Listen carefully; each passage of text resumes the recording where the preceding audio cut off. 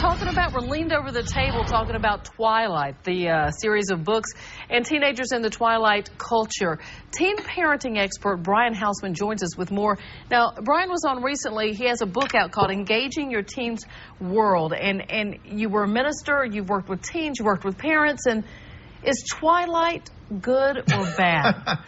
Boy, it may be too late for some kids, so many kids have seen it. But. Right. Well, I mean, really, vampire culture is the hot thing right now with teenagers. In large part because of the new Moon release coming out on Friday. Yeah. And you brought some of the books. I did. Look at all these. Yeah, there's right now 3 of the top selling in the top 10 list on the New York Times bestseller list for young adult fiction are all vampire related, culture. And so it's huge right now. You can't walk into a bookstore without seeing Twilight and New Moon on these guys.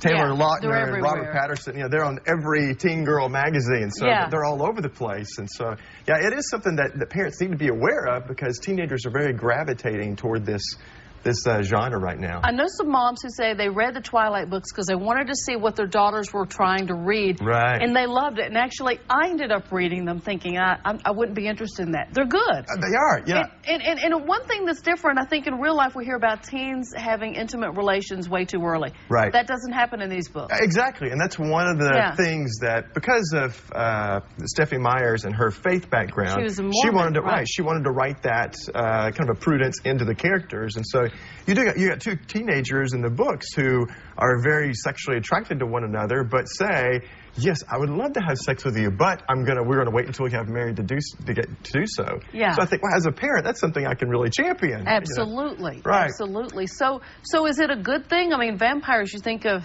Harry Potter, there was a lot of outcry from some with that. Exactly. Well, don't let your kids see it. And Lord of the Rings came around a couple of years ago, and is it too violent? Right. And one of the things we have to keep in mind as parents is it is fantasy. Okay. And so, that doesn't mean that it's good for every kid or every teenager. I think it has to be age appropriate, and it has to be what you think your kid can handle. For me personally, I don't want my 12-year-old, reading these books quite yet. Right. What age would you let your daughter or son read this? Well, this is the big question. I had a parent email me yesterday on my website saying, I don't know what to do about New Moon. My daughter wants to go see it. Should I let her? And my response is, that really takes discernment on your part as a parent to decide if you think your kid is ready for this or not. And is it the violence or the fantasy world in which werewolves and vampires exist with regular people? Is that the part where you have the question mark? Well, some of it is the sexual tension, and it depends on the series. Like, for instance, the Vampire Diaries by L.J. Smith. It's really popular right now, and it was just made into a TV series that's on the CW. Yeah. In fact, it was the highest-rated television show on network television this past fall. Right. Oh, my gosh. The highest preview of any show this past fall. But in the books, there's very little sexual tension. But when they made it into a TV show on the CW, well, it's geared toward teenagers.